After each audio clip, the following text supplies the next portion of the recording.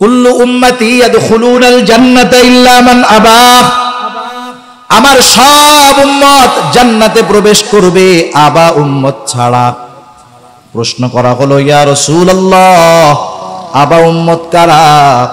নবীজি বললেন, মান আতাআনি দাখালাল জান্নাহ ওয়া মান আসানি ফাকাদ আবা।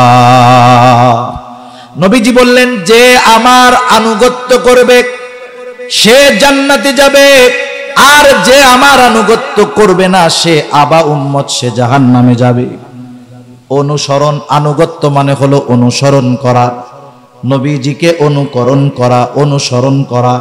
তার মানে জান্নাতে যদি যাইতে হয়, নবীর সাথে যদি থাকতে হয়, নবীকে ভালোবাসার প্রমাণ যদি দিতে হয়, তাহলে সুন্নতকে মোহাব্বতের সাথে, সুন্নতকে মোহাব্বতের সাথে অনুসরণ করতে হবে। সুন্নতকে ভালোবাসা অনুসরণ করতে হবে, মানে আমি একটা সুন্নত পালন করতেছি, এই সুন্নতের প্রতি দরদ থাকতে হবে, মায়া থাকতে হবে, ভালোবাসা থাকতে হবে। আরে ভালোবাসা হবে সর্বোচ্চ ভালোবাসা। কিন্তু আফসোসের ব্যাপার, নবীজির সাথে থাকা কিন্তু বড় সৌভাগ্যের ব্যাপার। একদিন এক গ্রাম্য সাহাবী নবীজি সাল্লাল্লাহু আলাইহি ওয়াসাল্লামের কাছে আসছে। রাসূল সাল্লাল্লাহু আলাইহি ওয়াসাল্লাম আরেকজনের সাথে কথা বলতেছে। গ্রাম অঞ্চলের মানুষ, যারা একেবারে প্রত্যন্ত গ্রাম অঞ্চলের মানুষ, এরা অনেক ক্ষেত্রে সরল হয়, সরল। আমরা শহরের মানুষ, গ্রামের মানুষের সরলতাকে বলি মূর্খতা। আসলে বিষয়টা এমন নয়, এটা তাদের সরলতা, বুঝ কমতির কারণে। একজন যখন আরেকজনের সাথে কথা বলে, তখন আইসা মধ্যে প্রশ্ন না করা, এটা হলো আদব। কিন্তু গ্রাম্য সাহাবী বোঝে না। নবীজি কথা বলতেছে, কথার মধ্যেই নবীজিরে জিজ্ঞাসা করতেছে, ইয়া রাসূলুল্লাহ মাতা সাআহ, হে আল্লাহর রাসূল, কিয়ামত কখন হবে? নবীজি ওই লোকের সাথে কথা শেষ করার পরে বলতেছেন, কোথায় সেই লোক যে আমাকে প্রশ্ন করলো কিয়ামত কখন হবে? এই লোকটার প্রশ্ন করার ভাবটা এমন ছিল, সে কেমন যেন গাঠি গুঠি নিয়ে কিয়ামতের জন্য অপেক্ষা করতেছে, কিয়ামতের জন্য সে অপেক্ষমান। রাসূলুল্লাহ সাল্লাল্লাহু আলাইহি ওয়াসাল্লাম প্রশ্নের জবাব না দিয়া নবীজি বলতেছেন, তুমি কিয়ামতের জন্য কি পাথেয় সংগ্রহ করছো? এই প্রশ্নের জবাবে এবার লোকটা বলতেছে, আমি আল্লাহ এবং তার রাসূলকে ভালোবাসি। সুবহানাল্লাহ। এই লোকটার এই জবাবের মধ্যে সরলতা ছিল, লৌকিকতা ছিল না, দেখানোর কোনো কিছু ছিল না। কেমন যেন কথাটা অন্তর থেকে মুখ দিয়া বের হইছে। নবীজিও সাথে সাথে জবাব দিলেন, যে যাকে মহব্বত করে সে তার সাথে থাকবে। লোকটা এতটুকু কথা শুনে সে বাড়ির পথে রওনা হয়ে গেল। হযরত আনাস রাদিয়াল্লাহু তাআলা আনহু বলেন, নবীজির জবান দিয়ে এই কথা শ্রবণ করবার পর, যে যাকে মহব্বত করে তার সাথে থাকবে, আমরা এতটা খুশি হয়েছিলাম যে ইসলাম গ্রহণ করার পরে আমরা এতটা খুশি কখনো হই নাই। লাকাদ মান্নাল্লাহু আলাল মুমিনিনা ইয বা'আসা ফীহিম রাসূলাম মিন আনফুসিহিম ইয়াতলু আলাইহিম আয়াতিহি ওয়া ইউযাক্কিহিম ওয়া ইউআল্লিমুহুমুল কিতাবা ওয়াল হিকমাহ وَإِن كَانُوا مِن قَبْلُ لَفِي ضَلَالٍ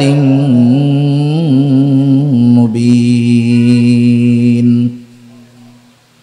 আল্লাহ তাআলা বলেন, লাকাদ মান্নাল্লাহু আলাল মুমিনিনা ইয বা'আসা ফীহিম রাসূলাম মিন আনফুসিহিম।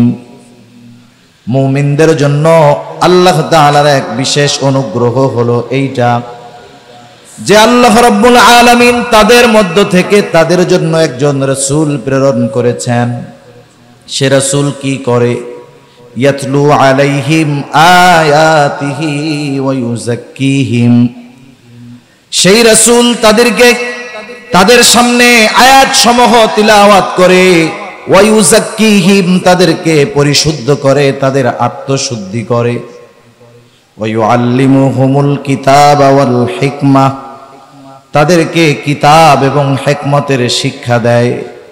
ওই রাসূল এই চার জিনিস শিক্ষা দেওয়ার মাধ্যমে তাদের কি কল্যাণ হয়, তাদের কি উপকার হয়, আল্লাহ তাআলা বলেন ওয়া ইন কানু মিন ক্বাবলু লাফি যালালিম মুবিন, ইতিপূর্বে তারা তো সুস্পষ্ট পথভ্রষ্টতার মধ্যে ছিল।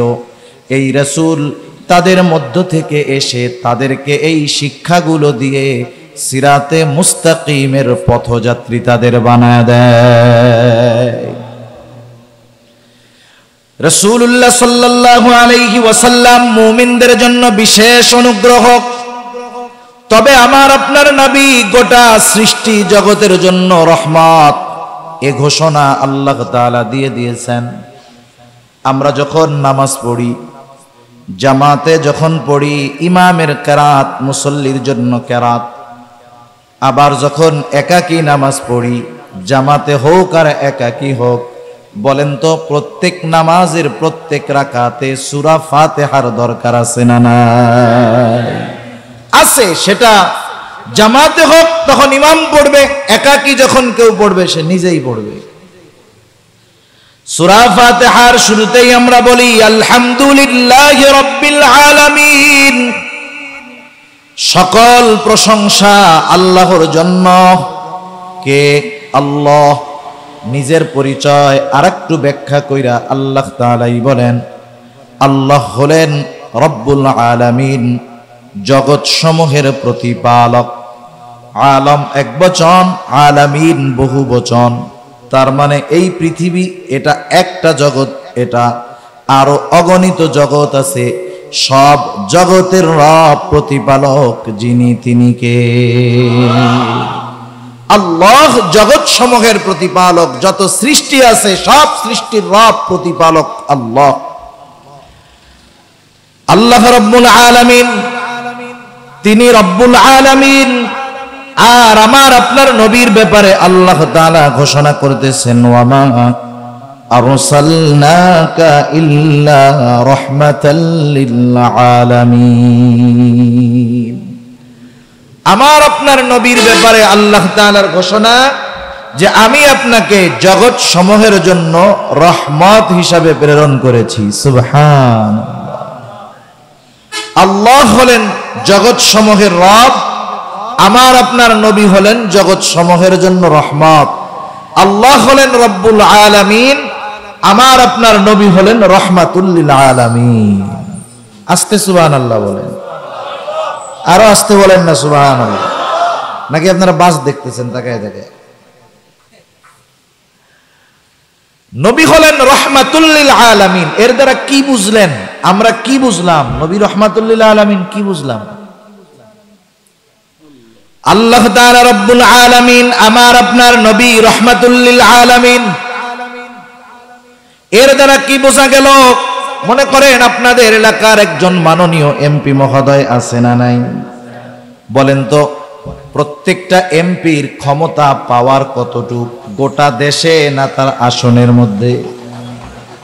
এই এলাকার এমপি আর এক এলাকায় গিয়া পাওয়ার দেখাইতে পারবে না।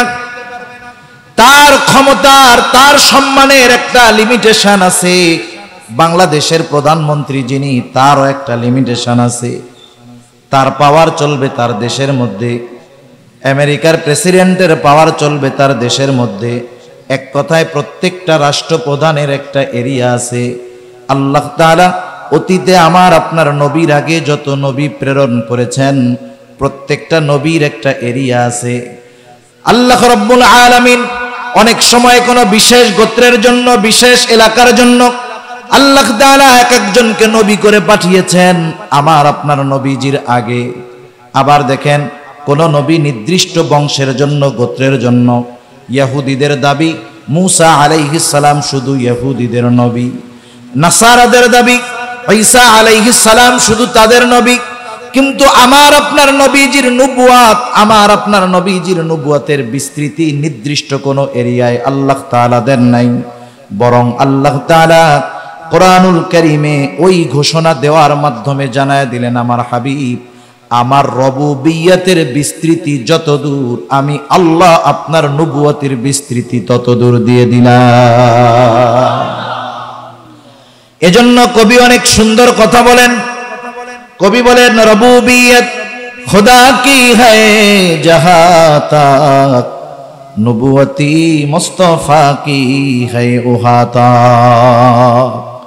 সেজন্য আমার আপনার নবীকে আল্লাহ তাআলা নিজের রবুবিয়তের বিস্তৃতি যত দূর পর্যন্ত রেখেছেন, আমার আপনার নবীজিকে আল্লাহ তাআলা তত দূর পর্যন্ত রহমত হিসাবে ঘোষণা করেছে। সুবহান।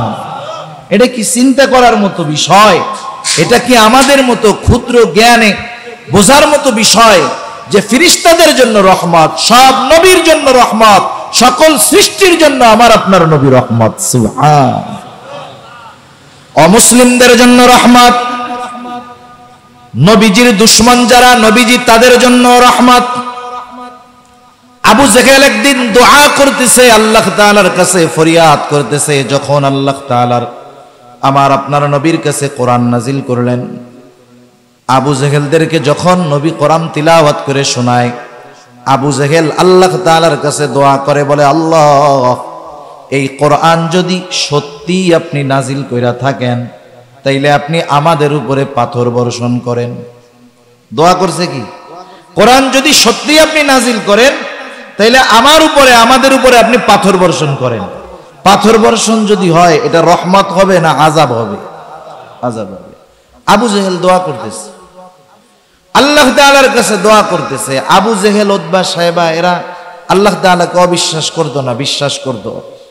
কিছু বিষয়ে তাদের বিশ্বাস এতটা দৃঢ় যে আমাদেরও ওই পরিমাণ বিশ্বাস নাই। আল্লাহ রাব্বুল আলামিন তাদের বিশ্বাসের ব্যাপারে, যে তারা আল্লাহ তাআলাকে বিশ্বাস করে, তাদের বিশ্বাসের ব্যাপারে আল্লাহ তাআলা কোরআনুল কারীমের মধ্যে এক জায়গায় বলেন, ওয়ালা ইন সাআলতাহুম মান খালাকাস সামাওয়াতি ওয়াল আরদ। আপনি যদি তাদেরকে জিজ্ঞাসা করেন, অর্থাৎ মক্কার মুশরিকদেরকে যদি জিজ্ঞাসা করেন, মান খালাকাস সামাওয়াতি ওয়াল আরদ, আসমান এবং জমিনের স্রষ্টা কে, কে আসমান জমিন বানায়ছে, তারা তাদের দেব দেবীদের কথা বলবে না। এই প্রশ্নের জবাবে মক্কার মুশরিকেরা কি জবাব দিবে? আল্লাহ তাআলা নিজেই সেই জবাব দিয়ে বলেন, লা ইয়াকুলুন্নাল্লাহ। দুইটা তাকিদ যোগ করে আল্লাহ তাআলা বলেন, মক্কার মুশরিকেরা আপনার এই প্রশ্নের জবাবে বলবে, অবশ্যই অবশ্যই আসমান জমিনের স্রষ্টা হলেন আল্লাহ। শুধু তাই না, আপনি যদি মক্কার মুশরিকদেরকে জিজ্ঞাসা করেন, ওয়ালা ইন সাআলতাহুম মান নাযালা মিনাস সামাই মা ফাআহইয়া বিহিল আরদা বা'দা মাউতিহা, আপনি যদি তাদের জিজ্ঞাসা করেন কে আসমান হতে পানি বর্ষণ করে, শুধু তাই না, ওই বর্ষিত পানির দ্বারা শুকনো ফেটে চৌচির ফসল উৎপাদনের অনুপযুক্ত জমিনটাকে ওই পানির দ্বারা কে ফসল উৎপাদনের উপযুক্ত করে তোলে, তারা তাদের দেবদেবীদের কথা বলবে না। তারা কি বলবে? আল্লাহ তাআলাই জবাব দিয়ে বলেন, লা ইয়াকুলুন্নাল্লাহ। অবশ্যই অবশ্যই তারা বলবে, আসমান হতে বৃষ্টি বর্ষণ করেন আল্লাহ, বর্ষিত পানির দ্বারা মৃত জমিনকে জীবিত করেন আল্লাহ। আল্লাহ তাআলা এক জায়গায় বলেন, আপনি যদি তাদের জিজ্ঞাসা করেন তাদেরকে কে সৃষ্টি করেছে, নাস্তিকদের মতো তারা বলবে না আমরা এমনেই প্রস্তুত হইছি, তৈয়ার হয়ে গেছি, আমরা এমনেই তৈরি হয়েছি, এমনেই আমাদের সৃষ্টি হয়েছে। তারা এ কথা বলবে না। কি বলবে তারা? আল্লাহ তাআলা বলেন, লা ইয়াকুলুন্নাল্লাহ ওয়ালা ইন সাআলতাহুম মান খালাকাহুম। আপনি যদি তাদের জিজ্ঞাসা করেন তাদের স্রষ্টাকে, আল্লাহ তাআলা বলেন, তারা বলবে লা ইয়াকুলুন্নাল্লাহ। অবশ্যই অবশ্যই আল্লাহ তাআলাই হলেন আমাদের স্রষ্টা। এই কথাগুলোর দ্বারা, এই আয়াতগুলোর দ্বারা এই জিনিসটা অনুধাবন করা যায় যে মক্কার মানুষ আল্লাহ তাআলার প্রতি দৃঢ় বিশ্বাস তাদের ছিল, তবে কিছু বিষয়ে আল্লাহ তাআলার সাথে শিরক করার কারণে তারা বেঈমান। আবু জেহেল দোয়া করতেছে, শুধু তাই না, রাসূলুল্লাহ সাল্লাল্লাহু আলাইহি ওয়াসাল্লাম এক হাদিসের মধ্যে বলেন, আল্লাহ তাআলা আবু জেহেলের দোয়াও কবুল করছে। বদরের যুদ্ধ শুরু হওয়ার আগে আবু জেহেল সকালবেলা আল্লাহ তাআলার কাছে ফরিয়াদ করতেছে, বলে আল্লাহ, আজকে যারা হকের উপরে আছে আপনি তাদেরকে বিজয় দান করবেন। আল্লাহ তাআলা বলেন, নবীজি বলেন, আল্লাহ তাআলা আবু জেহেলের এই দোয়া কবুল করছে। এই দোয়া কবুল হওয়ার কারণেই যারা হকের উপরে ছিল আল্লাহ তাআলা তাদেরকে বিজয় দান করেছে। ওই আবু জেহেল দোয়া করতেছে যে আল্লাহ, কোরআন যদি সত্যি আপনি নাজিল করে থাকেন তাহলে আপনি আমাদের উপরে পাথর মারেন। তার মানে ওর উপরে গজব আসলে ও বুঝবে কোরআন আসলে আল্লাহর কালাম। মানুষ যখন বিরোধিতা করতে করতে এমন একটা অবস্থায় চলে যায় যে কোন বিরোধিতা তার জন্য কল্যাণকর ও নিজেও সেটা বোঝে না। আবু জেহেল যখন এই ফরিয়াদ জানাইছে আল্লাহ তাআলার কাছে, নবীজির সামনে আইসা বলতেছে, আর আল্লাহ তাআলা আবু জেহেলের এই দোয়ার জবাব দিছেন। কি জবাব দিছেন? আমার আপনার নবীর মাধ্যমে বলতেছেন, শোনেন, ও তো পাথর মারতে বলে যদি কোরআন সত্য হয়। আবু জেহেল তো বলতেছে পাথর মারার কথা, আর আল্লাহ তাআলা বলেন, হাবিব আপনি শুনে নেন, ওয়ামা কানাল্লাহু লিয়ুআযিবাহুম ওয়া আনতা ফীহিম, আপনি যতক্ষণ তাদের মধ্যে আছেন আমি তাদের উপরে কোনো আযাব দিব না। এইরকম অবাধ্যতা করেও অতীতের উম্মত যখন অবাধ্য হইতো, একটা লিমিট ক্রস করত, তাদের উপরে আল্লাহ তাআলার আযাব নগদে নেমে আসতো। কিন্তু আবু জেহেল, উতবা, সাইবা এরাও আমার আপনার নবী রহমত হওয়ার কারণে, দুনিয়ার জমিনে রহমাতুল লিল আলামিন থাকার কারণে আল্লাহ তাআলার শাস্তি থেকে এরা বাইচা গেছে। আমরা হলাম এমন নবীর উম্মত, এটা আমাদের জন্য আল্লাহ তাআলার পক্ষ থেকে বড় নেয়ামত, বড় সৌভাগ্যের ব্যাপার।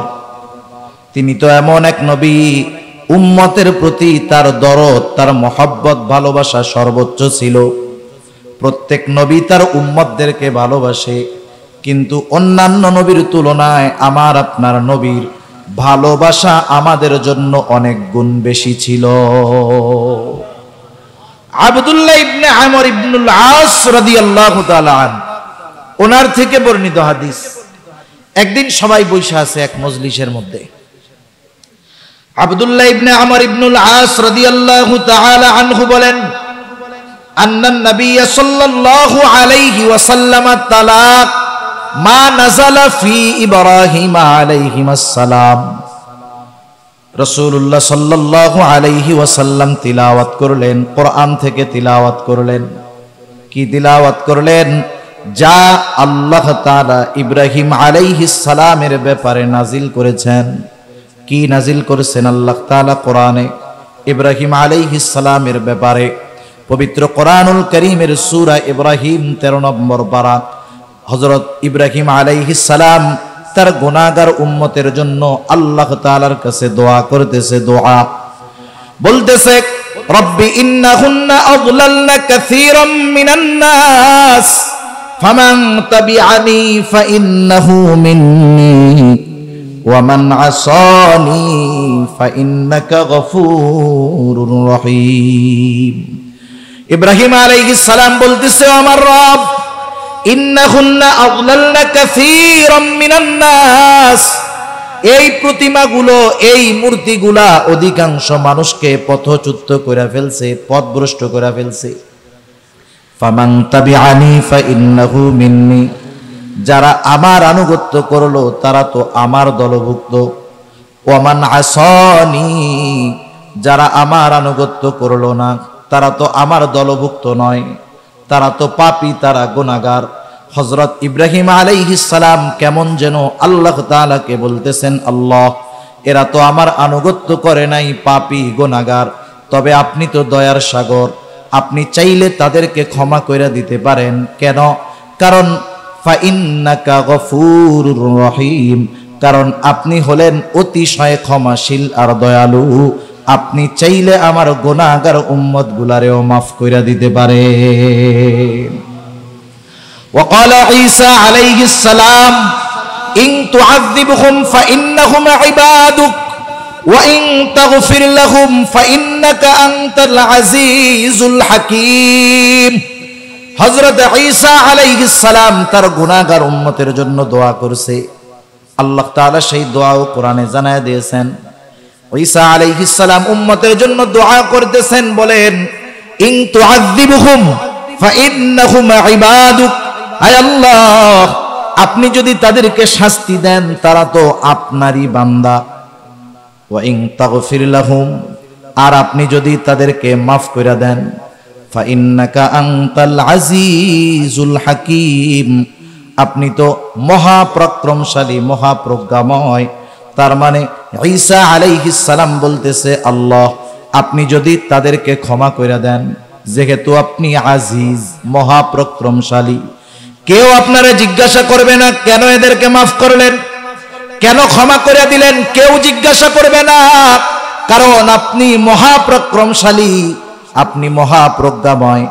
তাই আপনি যদি চান আমার গুনাহগার উম্মতগুলো, আপনার এই গুনাহগার বান্দাগুলোকে আপনি ক্ষমা করে দিতে পারেন। প্রত্যেক নবী উম্মতের ব্যাপারে চিন্তিত, তবে কিছু কিছু ক্ষেত্রে গুনাহগার উম্মতের ব্যাপারে নবী চিন্তিত বেশি থাকতেন। যেমন এক হাদিসের মধ্যে নবীজি বলেন, তোমাদের মধ্যে আর আমার মধ্যে উপমা হলো ওই ব্যক্তির মতো, যেই ব্যক্তি আগুন জ্বালাইলো। আগুন জ্বালানোর পরে এইবার বিভিন্ন দিক থেকে পোকা মাকড় ফড়িং টড়িং আইসা লাফায়া লাফায়া ওই আগুনের মধ্যে পড়ে আর পুইরা এগুলা মরে।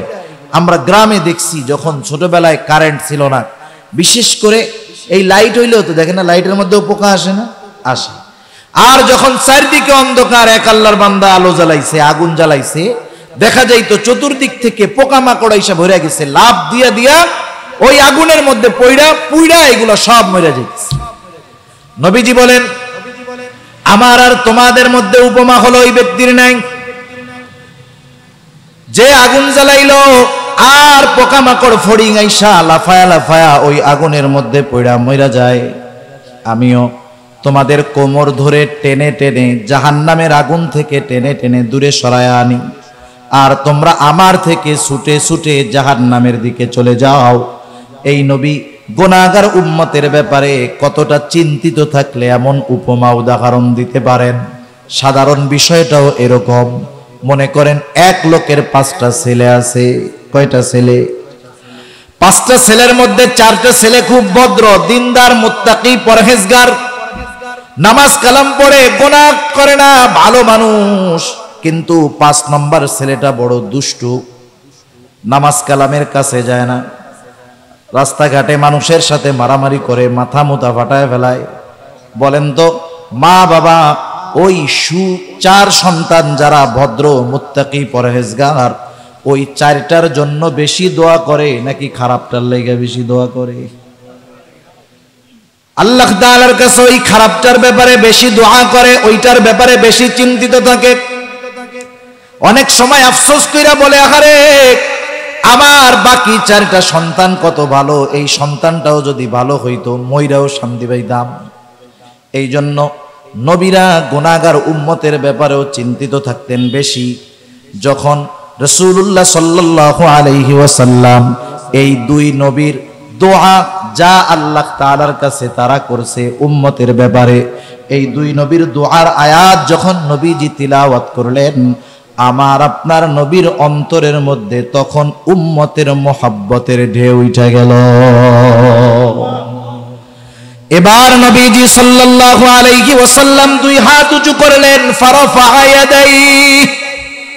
নবীজি 2 হাত উঁচু করে আল্লাহর কাছে দোয়া করা শুরু করলেন। নবীজি বলতেছেন, আল্লাহুম্মা উম্মতি উম্মতি, আল্লাহ আমার উম্মতের কি হবে, আমার উম্মতের কি হবে। ওয়াবাকা, নবীজি অজর ধারায় কান্না করতেছেন। আল্লাহ তাআলা সব কিছু জানেন, সব কিছু দেখেন, নবীজি কেন কান্না করেন আল্লাহ তাআলা জানেন কি জানেন না? এরপরেও কিছু বিষয় আছে জানার পরেও মুখ দিয়া শুনতে মনে চায়। আমরা দুনিয়ায় কত অসুবিধায় থাকি, কষ্টে থাকি, আশেপাশের মানুষ না বুঝলেও বুঝেন কে, জানেন কে। এরপরেও আল্লাহ তাআলা তার কাছে চাইতে বলে, দোয়া করতে বলে।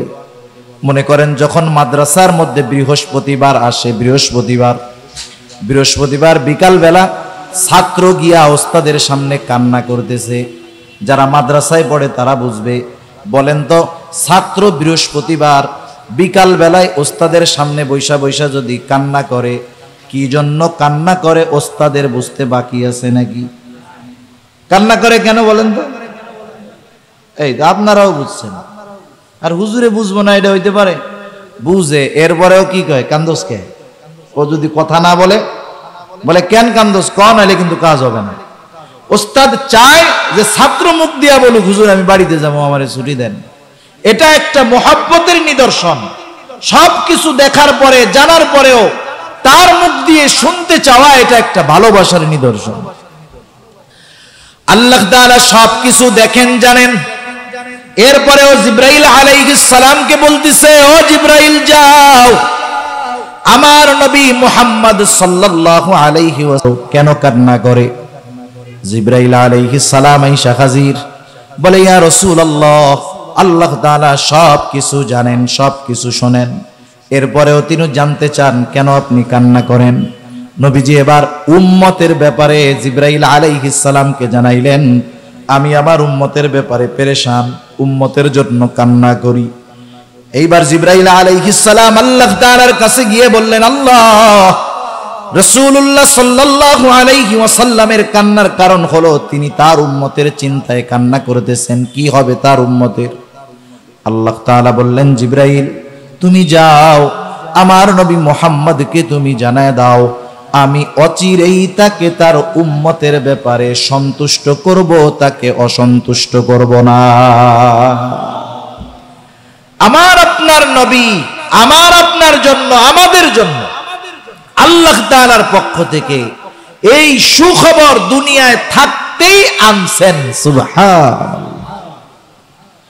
রাসূল আকরাম সাল্লাল্লাহু আলাইহি ওয়াসাল্লাম উম্মত যদি দ্বীনের কথা না মানে, দ্বীনের পথে যদি না আসে, নবীজি সাল্লাল্লাহু আলাইহি ওয়াসাল্লাম চিন্তিত হয়ে যাইতেন, পেরেশান হয়ে যাইতেন।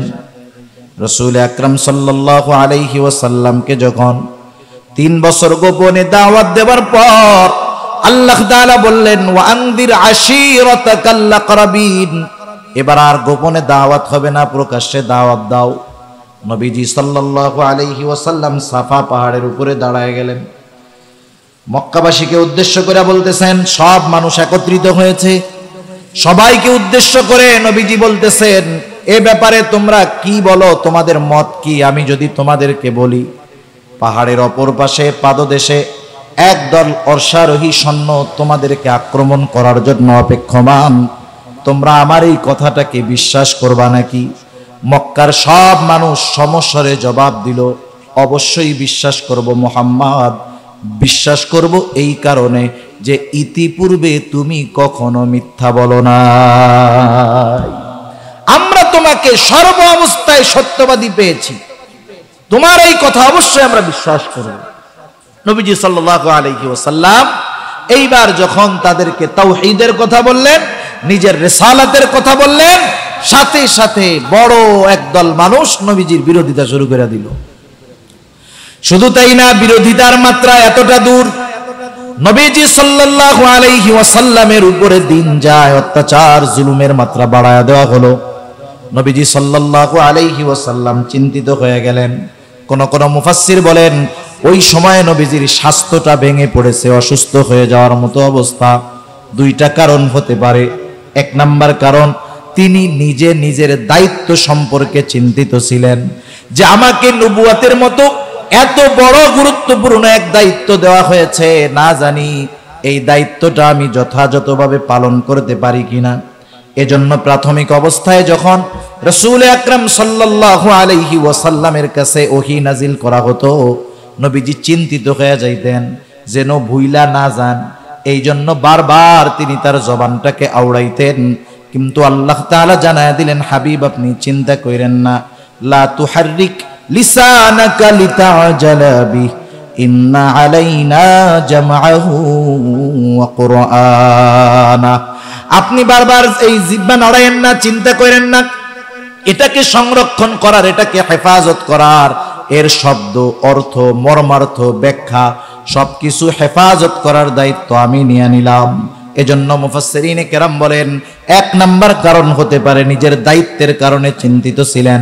2 নাম্বার, তিনি যখন এই কাছের মানুষগুলোর কাছে এই দ্বীনের দাওয়াত দিতেন, তারা যখন কথা গ্রহণ করত না, কথাটা ফিরাইয়া দিত, এই বরং তারা চরম পর্যায়ের বিরোধিতা করত। তারা ঈমান না আনার কারণে, কথাগুলো বিশ্বাস না করার কারণে রাসূল আকরাম সাল্লাল্লাহু আলাইহি ওয়াসাল্লাম চিন্তিত হইয়া খানা কমায় দিয়েছেন।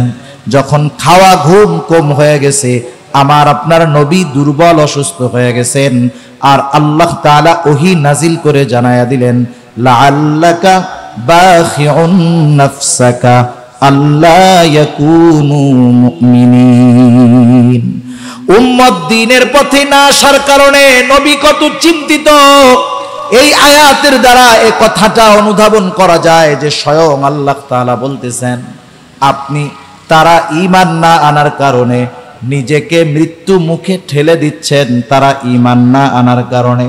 তাহলে উম্মত যদি দ্বীনের পথে না আসে, দ্বীনের কথা না মানে, তাহলে নবী কতটা চিন্তিত হন এই আয়াতের দ্বারা বোঝা যায় কি যায় না? এটা মুহাব্বতের কারণে হয়। কারো সন্তান যদি খারাপ হয়ে যায়, কথা না শোনে, লাইনচ্যুত হয়ে যায়, ওই ঘরের মধ্যে মা বাবার শান্তি থাকে না, টেনশনে খাওয়া দাওয়া চলে যায়, অসুস্থ হয়ে যায় মা বাপ, ঠিক কিনা বলেন? কেন? মুহাব্বতের কারণে। উম্মতকে ভালোবাসার কারণে উম্মত যখন দ্বীন থেকে লাইনচ্যুত হয়ে যায়, নবীজি সাল্লাল্লাহু আলাইহি ওয়াসাল্লাম চিন্তিত হয়ে যান। এটা উম্মতের প্রতি দরদ, ভালোবাসার কারণে। শুধু তাই না, নবীজি সাল্লাল্লাহু আলাইহি ওয়াসাল্লাম সর্বদা উম্মতের জন্য যেটা কল্যাণকর সেই ধরনের কাজগুলো নবীজি করতেন। যেমন রাসূলুল্লাহ সাল্লাল্লাহু আলাইহি ওয়াসাল্লামের হাদিসের মধ্যে বলেন, প্রত্যেকটা নবীকে এমন একটা দোয়া করার সুযোগ দেওয়া হয়েছে যেটা কবুল করার প্রতিশ্রুতি আল্লাহ তাআলা দিয়েছেন। দুনিয়ায় যদি কেউ করে, দুনিয়ায় প্রত্যেক নবী সেই দোয়া দুনিয়ায় করে ফেলছে, আর আমি আমার দোয়াটাকে সংরক্ষণ করে রাখছি। কিয়ামতের দিন এটা আমি আমার উম্মতের জন্য সুপারিশ হিসাবে ব্যবহার করব। নবীজি জানেন যে কিয়ামতের দিন কঠিন মুসিবতের সময় এই দোয়া আমার উম্মতের জন্য কাজে লাগবে বেশি, এজন্য দুনিয়াতে না কইরা আখিরাতের লেগে জমা রাখছে। সুবহান। উম্মতের প্রতি নবীজির এমন মায়া, উম্মতের দ্বারা অত্যাচারের শিকার হয়েছেন, উম্মতের আঘাতে রক্তাক্ত হয়েছেন, জর্জরিত হয়েছেন, তবুও উম্মতের জন্য বদদোয়া করেন নাই। নবীজি সাল্লাল্লাহু আলাইহি ওয়াসাল্লাম যখন মক্কা থেকে কাফেররা কথা মানে না, নবীজি সাল্লাল্লাহু আলাইহি ওয়াসাল্লাম তায়েফ চলে গেলেন। তায়েফে যাবার পরে নবীজি সাল্লাল্লাহু আলাইহি ওয়াসাল্লাম যখন মানুষকে দাওয়াত দিলেন, নবীজি বলতেছেন, কুলু লা ইলাহা ইল্লাল্লাহ তুফলিহু, তোমরা বলো লা ইলাহা ইল্লাল্লাহ, সফল হয়ে যাইবা। কাফেররা একদল মানুষকে নবীজির পিছনে লাগায়া দিল, বলে এটা পাগল, পাথর মার। এবার দলে দলে নবীজির গায়ে আঘাত করা শুরু করলো পাথর দিয়া। নবীজির গা বেয়ে বেয়ে রক্ত পড়তেছে। হযরত যায়েদ রাদিয়াল্লাহু তাআলা আনহু ঠেকাইতে পারেন না, এতজন আঘাত করতেছে। যায়েদ রাদিয়াল্লাহু তাআলা আনহু কিছু করতে পারতেছেন না। নবীজি পড়ে যাইতেন, উঠতেন, আবার ওই একই কথা বলতেন। পাথরের আঘাত এত বেশি পরিমাণ ছিল, একদিন আয়েশা সিদ্দিকা রাদিয়াল্লাহু তাআলা আনহা বলতেছে, ইয়া রাসূলুল্লাহ, আপনার গায়ে এগুলো কিসের দাগ? দেখবেন যাদের বসন্ত একটু বেশি হয়, ফক্স একটু বেশি হয়, গায়ের মধ্যে ছোট ছোট গর্ত হয়ে যায়, এটা আর মিটে না, গর্ত থাইকা যায়। আয়েশা সিদ্দিকা রাদিয়াল্লাহু তাআলা আনহা বলতেছে, ইয়া রাসূলুল্লাহ, আপনার গায়ে এটা কিসের দাগ? এটা কি বসন্ত হয়েছিল নাকি আপনার? নবীজি বলেন, না, আমার কখনো বসন্ত হয় নাই। তবে এই দাগটা কিসের? নবীজি বললেন, আয়েশা, এই দাগ হলো আমি যখন তায়েফে মানুষকে দ্বীনের দাওয়াত দিতে গিয়েছিলাম, তারা না বুঝে আমার গায়ে যেই পাথর দিয়ে আঘাত করেছিল, এই দাগগুলো হলো তাদের নিক্ষিপ্ত সেই পাথরের দাগ। রাসূল আকরাম সাল্লাল্লাহু আলাইহি ওয়াসাল্লামের উপরে এত পরিমাণ আঘাত করেছে তারা, নবীজির গা দিয়ে রক্ত পড়তে পড়তে রক্ত পায়ের জুতার মধ্যে চলে গেছে, রক্ত শুকায়া পার সাথে জুতাটা আটকে গেছে। সারাদিন ক্লান্ত শ্রান্ত দেহ নিয়া রাসূল আকরাম সাল্লাল্লাহু আলাইহি ওয়াসাল্লাম শহরের এক প্রান্তে গিয়ে একটু বিশ্রাম নিচ্ছেন। জিবরাইল আলাইহিস সালাতু ওয়াস সালাম আসলেন। আয়েশা বলতেছে, ইয়া রাসূলুল্লাহ, এই কওম আপনার সাথে কেমন আচরণ করেছে, আপনার রব আপনার মালিক সব কিছু শুনছে। আজকে আমার সাথে নতুন একজন ফেরেশতা পাঠানো হয়েছে, যে ইতিপূর্বে কখনো আপনার কাছে আসে নাই। এইবার একজন ফেরেশতা নবীজির কাছে আসলেন। নবীজি বলতেছেন, ওই ফেরেশতা আয়েশা প্রথমে আমাকে সালাম দিল।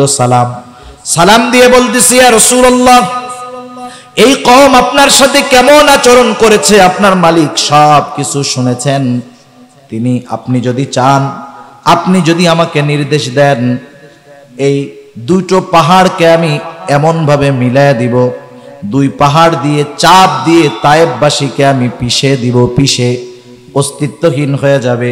এই জায়গায় যে একটা জাতি ছিল এটা কেউ জানতে পারবে না, নিশ্চিহ্ন হয়ে যাবে। একটু চিন্তা করে দেখেন তো, এই জামানায় আমরা কতটা প্রতিশোধ পরায়ণ।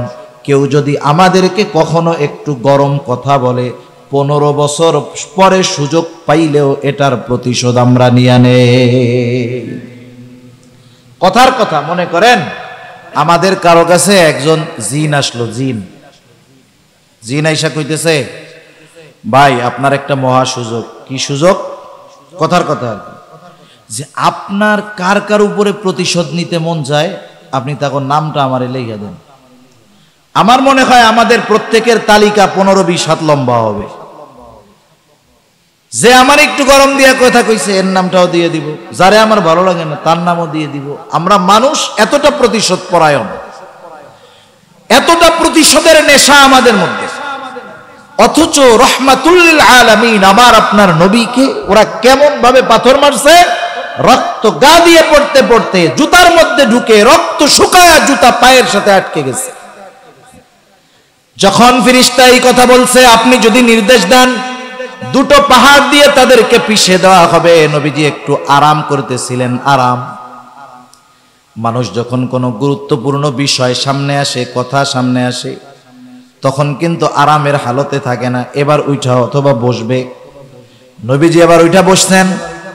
ফেরেশতার কথা বলার পর নবীজি জবাবে কি বললেন? নবীজি বললেন, বাল আরজু আন ইয়াখরুজাল্লাহু মিন আসলাবিহিম মান ইয়াবুদুল্লাহা ওয়াহদাহু ওয়া লা ইউশরিকু বিহি শাইআ।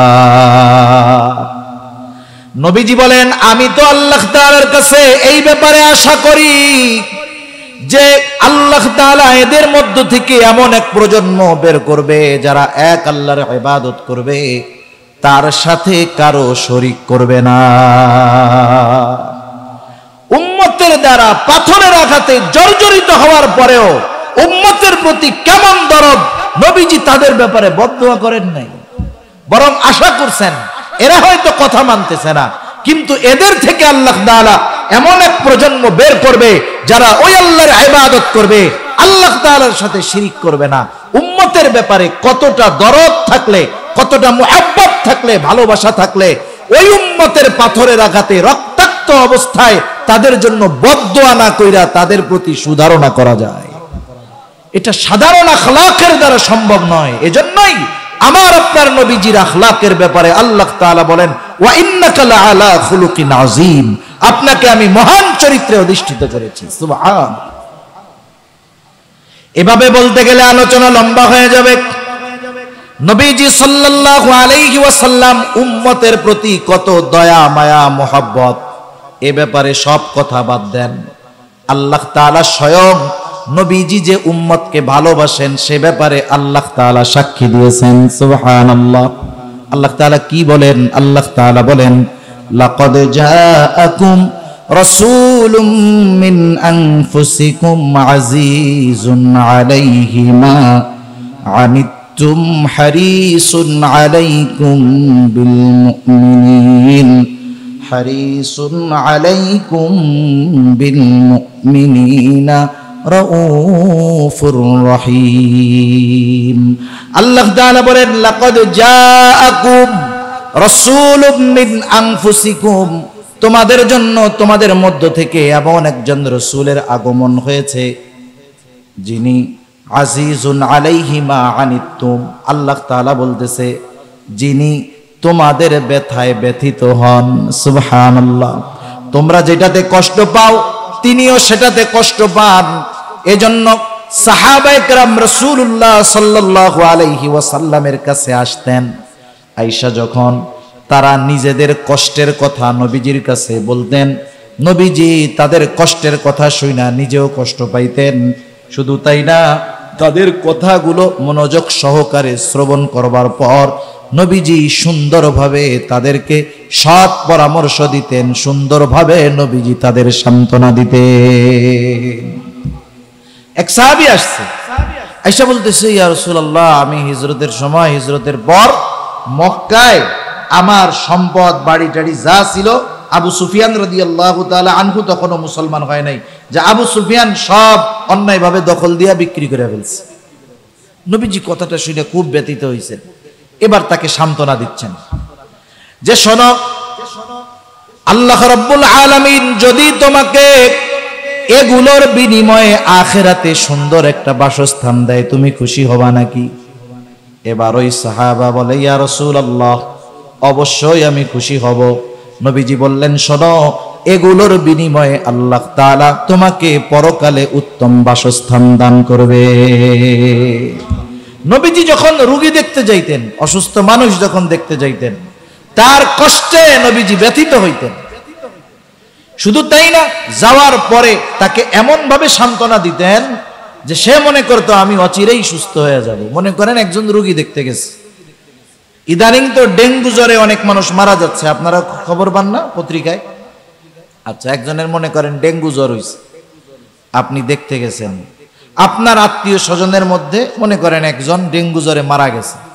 আপনি যদি এই ডেঙ্গু রোগী দেখতে যাইয়া তার সামনে বলেন হায় হায়, এই যে তোমার ডেঙ্গু জ্বর হইছে, আমার খালাতো ভাইও তো কয়দিন আগে ডেঙ্গু জ্বরে মরছে, খুব ডেঞ্জারাস, বলেন তো এই রোগী ভয় পাবে না?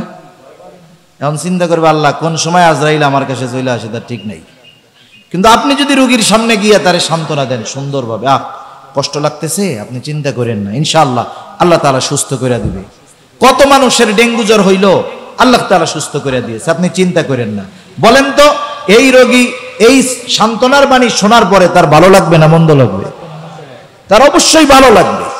এজন্য রাসূল সাল্লাল্লাহু আলাইহি ওয়াসাল্লাম উম্মতের কষ্টে কষ্ট পাইতেন, সাথে সাথে তাদের কষ্টগুলো অনুধাবন করে তাদেরকে নবীজি সান্ত্বনাও দিয়ে দিতেন। সুবহানাল্লাহ। তিনি ছিলেন আজিজ, তিনি ছিলেন আজিজ, উম্মতের ব্যথায় ব্যথিত। তিনি হলেন হারিস, উম্মতের জন্য কল্যাণকামী। আল্লাহ তাআলা বলতেছেন নবী তোমাদের জন্য কল্যাণকামী। সুবহানাল্লাহ। কিন্তু মুমিনদের জন্য বিশেষ কইরা বিল মুমিনিনা রাউফুর রহিম, মুমিনদের জন্য অতি সদয় এবং মুমিনদের জন্য অতি দয়ালু। আল্লাহ তাআলা আমার আপনার নবীর সিফাত গুণাবলী বর্ণনা করতে গিয়ে নিজের সিফাতের সাথে যেই শব্দগুলো সেগুলো নবীজির শানে আল্লাহ তাআলা ব্যবহার করছেন। রউফ এটা কার গুণবাচক নাম? রহিম কার গুণবাচক নাম? নবীজি আমার আপনার নবীর সাথেই শব্দগুলো যোগ করছেন। আখলাকের ব্যাপারে বলছেন আজিম, মহান চরিত্র আল্লাহ তাআলা আমার আপনার নবীকে দিয়েছেন। আল্লাহ তাআলা উম্মতকে যে নবী কত ভালোবাসেন সে কথা স্বয়ং আল্লাহ তাআলা বলতেছে যে হা এ রাসূল উম্মতের ব্যথায় ব্যথিত, এ রাসূল উম্মতের জন্য কল্যাণকামী, এ রাসূল উম্মতের জন্য সদয়, এ রাসূল উম্মতের জন্য বড় দয়ালু। এখন চিন্তা করে একটু আমারে জবাব দেন, যেই নবী আমার আপনার জন্য এত মুহাব্বত ভালোবাসার নিদর্শন রেখে গেছেন, যার সাক্ষ্য আল্লাহ তাআলা দিয়েছে, সেই নবীকে আমরা কতটুকু ভালোবাসি? বালিশের সাথে মাশাআল্লাহ মাথা লাগায় বাড়িতে গিয়ে একা একা চিন্তা করতে হবে, কিছু ভালোবাসা আছে সম্পর্কজনিত ভালোবাসা, সেই ভালোবাসা কিছু কিছু সময় ত্যাগ করা ওয়াজিব হয়ে যায়। মনে করেন ভাইয়ের সাথে ভাইয়ের মোহব্বত ভালোবাসা আছে না নাই? এটা সম্পর্কের ভালোবাসা। ভাই যদি নবী বিদ্বেষী হয়, ইসলাম বিদ্বেষী হয়, আল্লাহ বিদ্বেষী হয়, বলেন তো ওই ভাইয়ের সাথে ভালোবাসা রাখার কোনো সুযোগ আছে নাকি? সম্পর্কের ভালোবাসা কখনো কখনো ওই ভালোবাসা ত্যাগ করে তার ব্যাপারে বিদ্বেষ অন্তরে রাখাটা ওয়াজিব হয়ে যায়। কিন্তু নবীজির প্রতি ভালোবাসা এমন এক বিষয় যেটা কমাবার কোনো সুযোগ নাই, বরং এ ভালোবাসা শুধু সম্পর্কজনিত ভালোবাসা নয়, এই ভালোবাসার সাথে আমাদের ঈমানের সম্পর্ক। এজন্য রাসূলুল্লাহ সাল্লাল্লাহু আলাইহি ওয়াসাল্লাম বলেন, লা ইউমিনু আহাদুকুম হাত্তা আকুনা আহাব্বা ইলাইহি মিন ওয়ালিদিহি ওয়া ওয়ালাদিহি ওয়ান নাসি আজমাইন। নবীজি বলেন, তোমাদের মধ্যে কেউ ততক্ষণ পর্যন্ত মুমিন হতে পারবে না যতক্ষণ না আমি তার কাছে তার পিতা মাতা সন্তান সন্ততি এক কথায় সকলের চাইতে অধিক মহব্বতের পাত্র যতক্ষণ না হব ততক্ষণ তোমাদের মধ্যে কেউ মুমিন হতে পারবে না। নবীজিকে ভালোবাসা এটা ঈমান সম্পৃক্ত বিষয়। সাধারণ যৌক্তিকতা কি বলে? আমি আগে যে কথাগুলো বললাম বলার একটা কারণ তো আছে। কারণ হলো, মনে করেন একটা লোককে আপনি চেনেন না, অপরিচিত একজনের সাথে আপনার দেখা হয়েছে, এ লোকটাকে আপনি চিনেন না, কথার কথা দেখা হইলো, কথা হচ্ছে, সালাম বিনিময় হলো। এই মুহূর্তে আপনার বাবা অথবা আপনার মা, আপনার ভাই আপনাকে আইসা বলতেছে, অপরিচিত যে লোকের সাথে দেখা হয়েছে এ তো অপরিচিত লোক, এর সাথে মানবিক দৃষ্টিকোণ থেকে যতটুক সদাচরণ করার দরকার আমরা ততটুক করব, কিন্তু এর চাইতে অতিরিক্ত ভালোবাসা আমাদের অন্তরে আসবে না, এটাই স্বাভাবিক, ঠিক কিনা? অপরিচিত লোক, এখন আপনার বাপ অথবা আপনার ভাই আইসা আপনারে বলতেছে যে তুমি কি এই লোকটারে চিনো? বলে না, আমি তো চিনি না। বলে হ্যাঁ, এটা তো সেই লোক, তুমি রোড অ্যাক্সিডেন্ট করছিলা, সব মানুষ দূরে চলে গেছে, এই লোকটা নিজে তোমাকে হসপিটালে নিয়া নিজে রক্ত দিয়া তোমারে সহযোগিতা করছে, তোমার হায়াত ছিল, বাইচা ছিলা, কিন্তু এই লোকটা তোমার জন্য এইরকম ত্যাগ স্বীকার করছে, কষ্ট করছে। বলেন তো, যখন ওই লোকের আপনার প্রতি এই ইহসানের খবর আপনি জানবেন, তার প্রতি ভালোবাসা জাগ্রত হবে কি হবে না? সারা জীবন চিন্তা করবে না, আরে ওই দিন তো কেউ না ধরলে মইরাই যাইতাম। ওই লোকটার প্রতি একটু আগে অপরিচিত ছিল, এখন তার প্রতি একটা মোহাব্বত, ভালোবাসা, আন্তরিকতা অটোমেটিক অন্তরের মধ্যে আসবে। নবীজির আমাদের প্রতি কত মায়া, দয়া, ভালোবাসা, এটা জানার পর, এই বিষয়গুলো শুনবার পর স্বাভাবিক, আগেও তো মুমিনের অন্তরে ভালোবাসা ছিল, আছে, কিন্তু আর একটু বাড়বে, এটাই স্বাভাবিক, ঠিক কিনা বলেন? কিন্তু সেই বাড়াটা হতে হবে সর্বোচ্চ পর্যায়ে। হযরত উমর রাদিয়াল্লাহু তাআলা আনহু একদিন নবীজির সাথে পথ চলতেছেন, নিজের থেকেই হঠাৎ করে বলেন, ইয়া রাসূলুল্লাহ, আমি আপনাকে আমার জীবনের পরে সবচাইতে বেশি ভালোবাসি। নবীজি বললেন, না উমর, হয় নাই।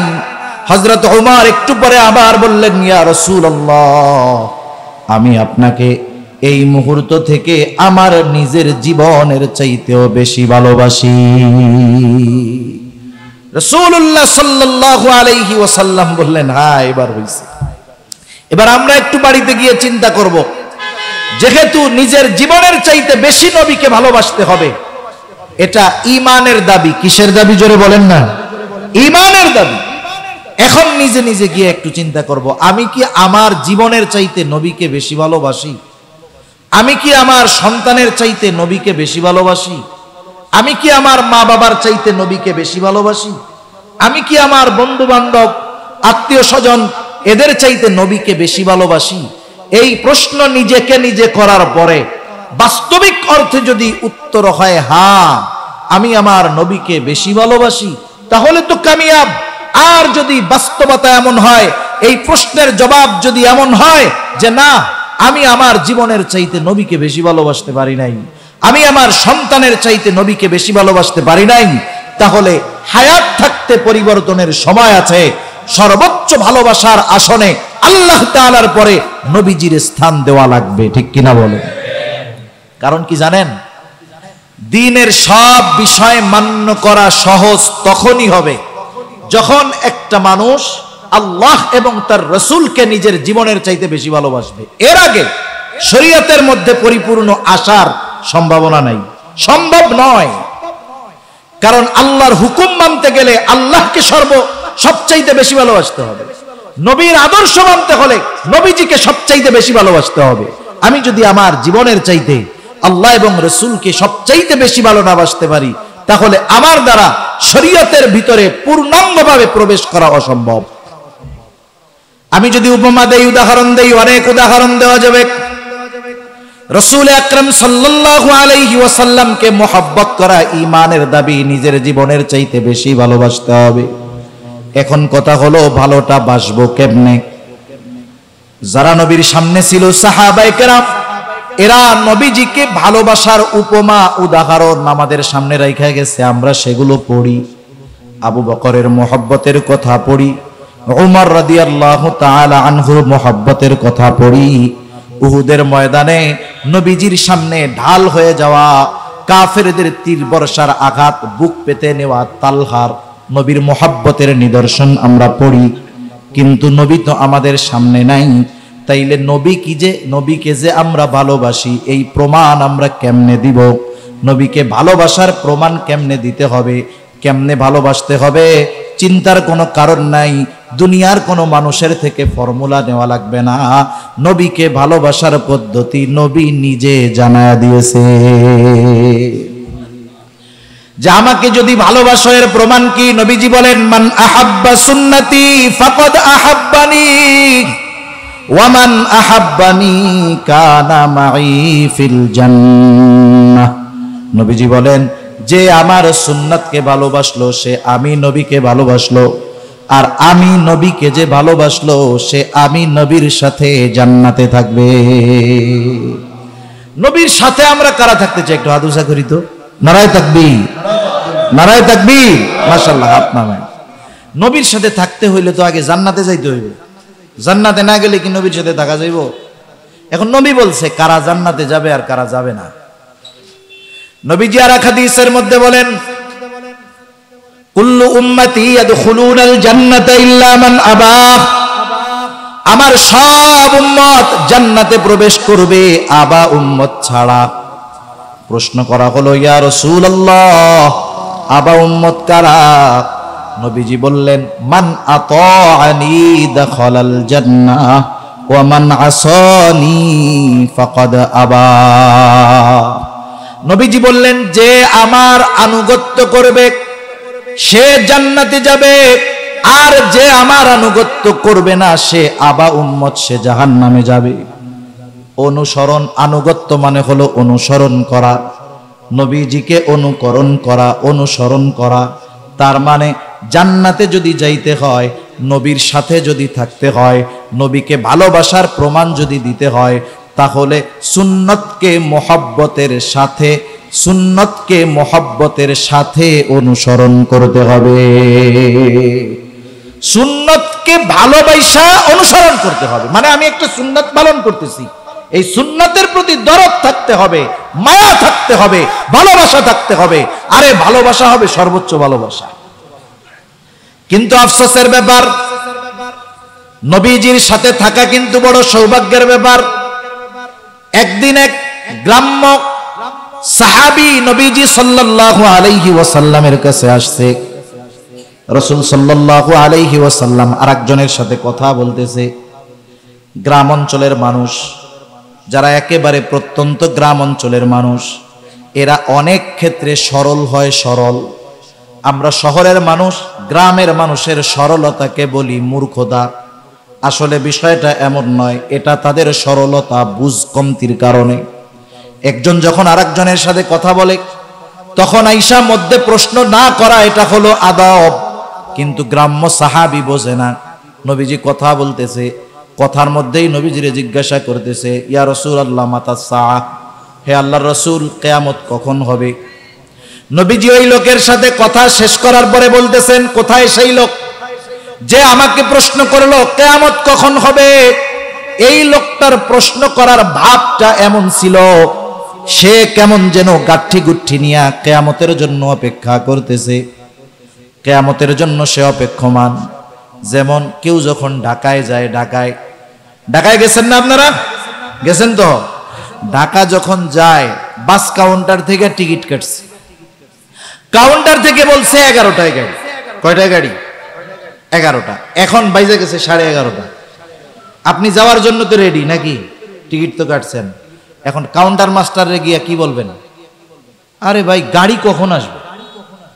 কি বলবেন? যে এই বলার দ্বারা কি বোঝা যাচ্ছে? যে আপনি যাওয়ার জন্য এতটাই প্রস্তুত, গাড়ি না আসার কারণে আপনার আরো ঝামেলা হইতেছে। ওই গ্রাম্য সাহাবীর বলার ভাবটা এরকম, উনি কিয়ামতের লাইগা এতই প্রস্তুত, কিয়ামত আসতে কেমন জানি ওনার দেরি দেরি মনে হইতেছে। প্রশ্ন করছে এইভাবে আর কি, ভাবটা এরকম।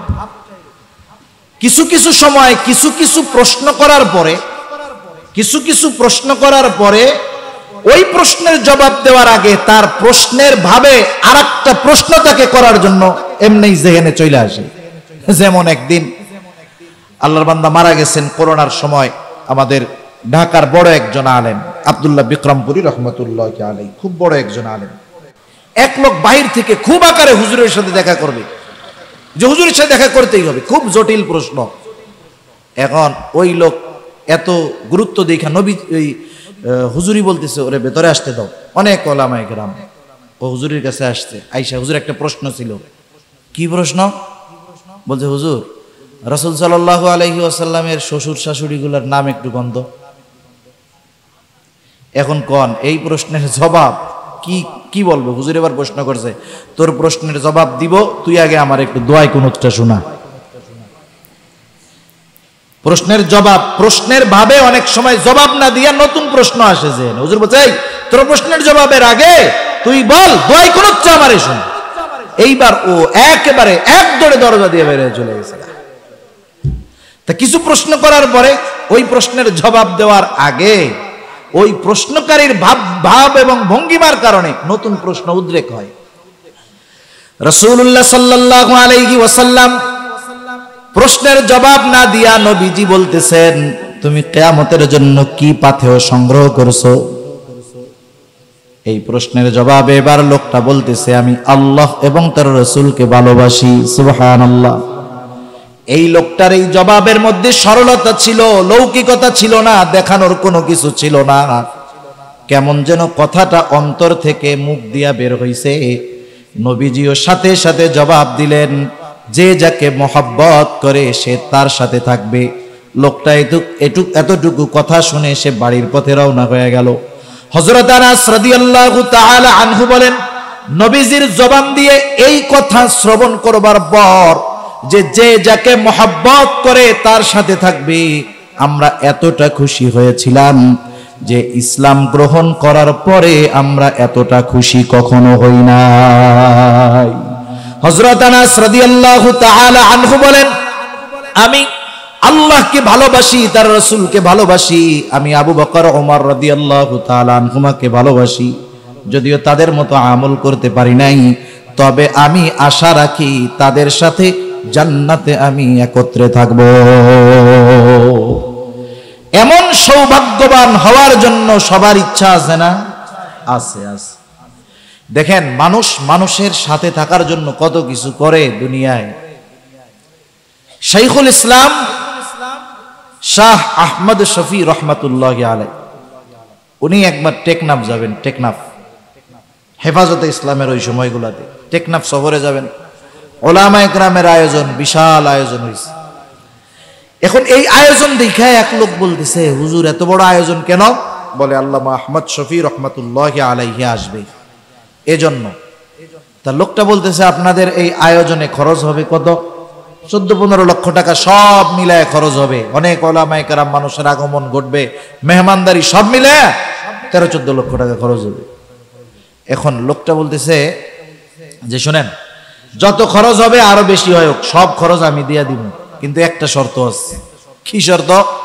বলে আমাকে একটু হুজুরের পাশে বসার সুযোগ করে দিতে হবে, হুজুরের সাথে একটু খানা খাওয়ার ব্যবস্থা করে দিতে হবে, এরপরে হুজুরের হাতটা একটু ধরার ব্যবস্থা করে দিতে হবে। ওনারাও চিন্তা করছে এইরকম পার্টি যদি পাওয়া যায় তো হুজুরের পাশে একটু বসাইতে, হুজুরের সাথে একটু খানা খাওয়াইতে, অসুবিধাটা কোথায়? এখন উনি সব কিছুর অ্যারেঞ্জমেন্ট করছে। বাস্তব ঘটনা হলো, হুজুর তো তখন শারীরিক অবস্থা কোন সময় কেমন হয়, হুজুর যাইতে পারেন নাই। ওনাদের কি অবস্থা হয়েছে সেগুলা থাক, কিন্তু আমি যেটা বোঝানোর জন্য বললাম যে একটা মানুষ এ দুনিয়ার একজন আলেম, একজন আহলুল্লাহর সোহবত পাওয়ার জন্য, পাশে বসার জন্য, সাথে একটু খাওয়ার জন্য 20 লক্ষ টাকা খরচ করাকে কোনো পরোয়া করে না। কিন্তু আফসোস, নবীজির সাথে জান্নাতে থাকার সুযোগ আমাদের আছে, সুন্নতের উপরে চলার মাধ্যমে আমরা সেইটা করতে রাজি নাই। 1 টাকাও খরচ হবে না, নবীজির সাথে থাকার ব্যবস্থা হইব, কিন্তু আমরা এটা করতে রাজি নাই। আবার আমরা নবীরে খুব ভালোবাসি। একটু চিন্তা করে নিজের কাছে নিজে প্রশ্ন করেন। নবীজি বললেন সুন্নতকে মহব্বত করো, আমার অনুসরণ করো, তাইলে জান্নাতে যাবা, আমার সাথে থাকবা, নাইলে যতই লাফাও কাজ হবে না। সেজন্য সুন্নতকে মহব্বত করতে হবে। আমি উদাহরণ দেওয়ার জন্য বলি, কাউকে কষ্ট দেওয়ার জন্য নয়, ক্ষমা চাই। মনে করেন অনেক মানুষ আছে, যখন বিশ্বকাপ ফুটবল খেলা আসে, দেখবেন যে কিছু মুরগি চোরা রাস্তায় বের হয়। মুরগি চোরা আমাদের গ্রাম অঞ্চলে দেখছি, যখন কেউ মুরগি চুরি টুরি করে ধরা খাইতো, আগে এই চোররে শাস্তি দেওয়ার আগে মাথার চুল অর্ধেক কাটতো, টাক বানাইতো অর্ধেক টাক। এরপরে ওরে গোটা গ্রামে জুতার মালা গলায় দিয়ে ঘুরাইয়া বুঝাইতো যে এটা হলো মুরগি চোর, এর থেকে কিন্তু তোমরা সাবধান। হ্যাঁ, আর এই বিশ্বকাপ ফুটবল খেলা এইসব আসলে একটু বেশি দেখা যায়। দেখবেন এই জায়গা দিয়ে চুল আছে, এই পাশ দিয়ে একটাও নেই, আছে না এরকম? মধ্যে আছে, এই জায়গা দিয়ে একটাও নেই। আবার আছে দেখবেন এই জায়গা দিয়ে খানিক টাক, বাকি জায়গায় সব জায়গায় চুল আছে। এগুলো হলো ডিজিটাল মুরগি কাটিং, মুরগি চোরা কাটিং আর কি। আচ্ছা দেখেন, মনে করেন এক ছেলে এরকম অর্ধেক টাক হয়ে রাস্তা দিয়ে হাঁটতেছে। আপনি যদি তারে বলেন, এই তুই মুরগি চোরা কাটিং দিলি কেন, ও আপনারে কি বলবে? চাচা মুরগি চোরা কাটিং বললেন না, জানেন এটা কার চুলের কাটিং? কার? এটা বিশ্ববিখ্যাত প্লেয়ার নেইমারের চুলের কাটিং। এখন বলেন তো, ওর কথার দ্বারা আপনি কি বুঝলেন? আপনি যেটারে মুরগি চোরা কাটিং মনে করতেছেন, ওই কাটিং এ চুল কাইটা সে কি লজ্জিত না গর্বিত? গর্বিত, গর্বিত যে আমি বিশ্ববিখ্যাত একজন প্লেয়ারের স্টাইলে চুল কাটছি। আচ্ছা দেখেন, দাড়ি রাখাটা স্টাইল কার? দাড়ি রাখা কার স্টাইল? মুহাম্মাদুর রাসূলুল্লাহ সাল্লাল্লাহু আলাইহি ওয়াসাল্লামের। অনেক তরুণ আছে, যুবক আছে, স্কুলে পড়ে, কলেজে পড়ে, যদি বলি যুবক নামাজ কালাম পড়ো, দাড়িটা রাখো, বলে হুজুর এখন সবাই ভাইয়া বলে, দাড়ি রাখলে চাচা বলবে। একটু চিন্তা করে দেখো, একজন মুরগি চোরার মতো কাটিং দিল, তাকে মুরগি চোর বলার পরেও সে লজ্জিত হয় নাই, বরং সে গর্বিত হয়েছে, আমি নেইমারের মতো চুল কাটছি। আর তুমি নবীর মোহাব্বত, নবীর স্টাইল দাড়ি রাইখা যদি কেউ তোমারে চাচা বলে, তুমি লজ্জা পেয়ে যাও। তুমি কেমন মোহাব্বত নবীজিকে করো, তাহলে বোঝা গেল এই মোহাব্বত মুখে মুখে আছে, অন্তরে আর বাস্তবতায় এই মোহাব্বতের অস্তিত্ব নাই।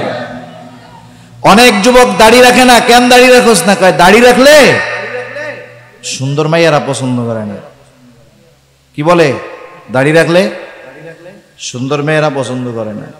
বেটা খাটাস, যেই মেয়ে দাড়ি পছন্দ করে না সেই মাইয়া তোর ঘরে আইসা তোর ঘরকে একটা ছোটখাটো জাহান্নাম বানায় ফেলবে, তুই রেডি থাক।